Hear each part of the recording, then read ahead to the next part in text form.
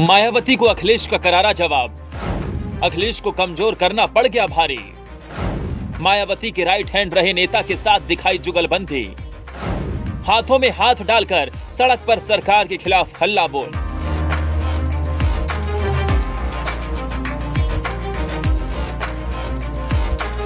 सुभाषपा अध्यक्ष ओम प्रकाश राजभर ने इतनी बार न जाने कितनी बार सपा अध्यक्ष अखिलेश यादव को कहा, आरोप लगाया कि एसी कमरों में अखिलेश कैद रहते हैं, एसी कमरों से निकलते ही नहीं हैं।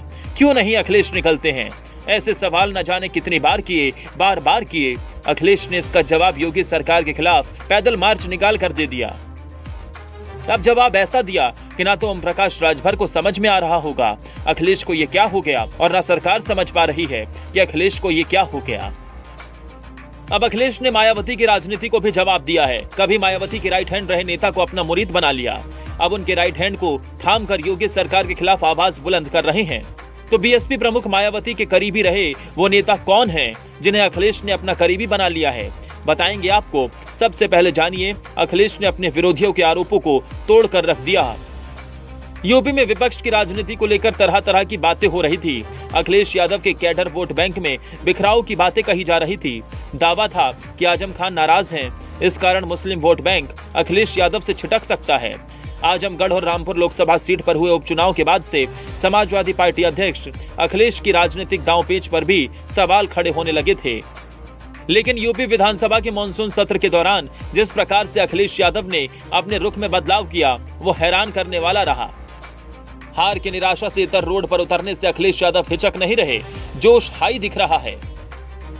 लोकसभा चुनाव 2024 को लेकर पार्टी अपनी तैयारियों को हर स्तर पर तैयार करती दिख रही है। इसी दौरान 23 सितंबर को यूपी विधानसभा मॉनसून सत्र के आखिरी दिन अखिलेश यादव आखिरकार सड़क पर उतरे ही नहीं, चले भी। उनकी इस दौरान आई एक तस्वीर कई सियासी मायने बताती है, समझाती भी नजर आती है। विधानसभा से सपा कार्यालय तक पैदल मार्च करते जाने के दौरान अखिलेश यादव कुछ समय तक इस नेता के हाथ को थामे नजर आए। कैमरों में ये मोमेंट कैद हो गया। इसके बाद इससे राजनीतिक मायने निकाले जाने लगे। अखिलेश ने यूं ही नेता का हाथ नहीं थामा था, ये पूरे घटनाक्रम का विश्लेषण करने पर समझ में आ जाएगा। इससे पहले जानिए ये नेता कौन है। अखिलेश ने जिस नेता का हाथ थामा था वो कभी बहुजन समाज पार्टी सुप्रीमो मायावती के राइट हैंड हुआ करते थे। जी हां, हम बात कर रहे हैं अंबेडकर की कटहरी विधानसभा सीट से विधायक लालजी वर्मा की। लालजी वर्मा ने अखिलेश यादव का लेफ्ट हैंड थाम रखा था। इसको लेकर बड़ा संदेश अखिलेश यादव ने अपने राजनीतिक प्रतिद्वंदी को दे दिया। तो क्या ये बीएसपी प्रमुख मायावती को जवाब है?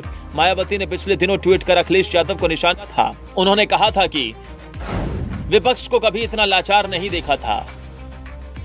पिछले 5 दिनों में दूसरी बार सड़क पर उतरकर अखिलेश ने उन्हें संदेश दे दिया कि मुख्य विपक्षी दल के रूप में समाजवादी पार्टी लाचार नहीं है, वो मुद्दों को गंभीरता से उठा रही है, सरकार को निशाने पर भी ले रही है और अपने वोट बैंक को भी साथ रही है।